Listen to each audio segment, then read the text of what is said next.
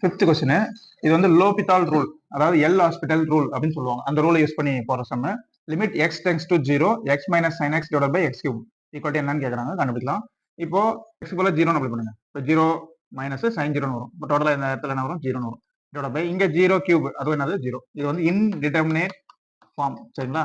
அப்போ இன்டிடெர்மினேட் ஃபார்ம்ல வந்துச்சுன்னா லோபிதால் ரூலை யூஸ் பண்றோம், சரிங்களா? அதாவது எல் ஹாஸ்பிட்டல் ரூல் அப்படின்னு கூட சொல்லுவாங்க. அப்போ என்ன வரும், லிமிட் எக்ஸ் டென்ஸ் டு 0 என்ன லோபிதால் ரூல், எக்ஸ் டிஃபரன்ஷியேட் பண்ணணும். டிஃபரன்ஷியேட் பண்ணா 1 மைனஸ் sin x டிஃபரன்ஷியேட் பண்ணா cos x, ஓகேங்களா? மேல தனியா டிஃபரன்ஷியேட் பண்ணணும், கீழ தனியா டிஃபரன்ஷியேட் பண்ணணும். x கியூப் டிஃபரன்ஷியேட் பண்ணுங்க, என்ன வரும், 3x ஸ்கொயர். 3 முன்னாடி வந்துரும், அடுத்து ஒன்று குறைஞ்சிரும். இப்போ x க்கு பதிலா 0 னு பண்ணுங்க. 1 மைனஸ் cos 0 னு வரும். cos 0 ஓட வேல்யூ என்னது, 1 தான், சரிங்களா? 1 மைனஸ் 1 என்ன வரும், 0 னு வரும். டிவைட் பை இங்க x பதிலா 0 னு பண்ணா டோட்டலா என்ன வரும், 0 வரும். மறுபடியும் இது இன்டிடெர்மினேட் ஃபார்ம். இன்னொரு டைம் லோபிதால் ரூலை யூஸ் பண்றோம். 1 டிஃபரன்ஷியேட் பண்ணா 0 மைனஸ் அப்படி எழுதிக்கலாம். cos x டிஃபரன்ஷியேட் பண்ணா மைனஸ் sin x. அப்ப இங்க என்ன வரும், பிளஸ் sin x னு வரும். divided by 3x square differentiate பண்ணா என்ன வரும், 6x equal to x பதிலா 0 னு வரும். sin 0 divided by 0 னு வரும்.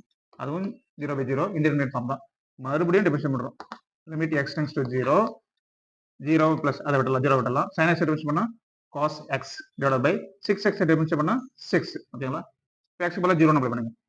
cos 0 ஓட வேல்யூ என்னது, 1 divided by கீழ இருக்கிற 6 அப்படி எழுதிக்கலாம். இப்போ ஆன்சர் வந்து 1/6 இங்க இருக்கு பாருங்க, டி ஆன்சர், ஓகேங்களா? அதுக்கு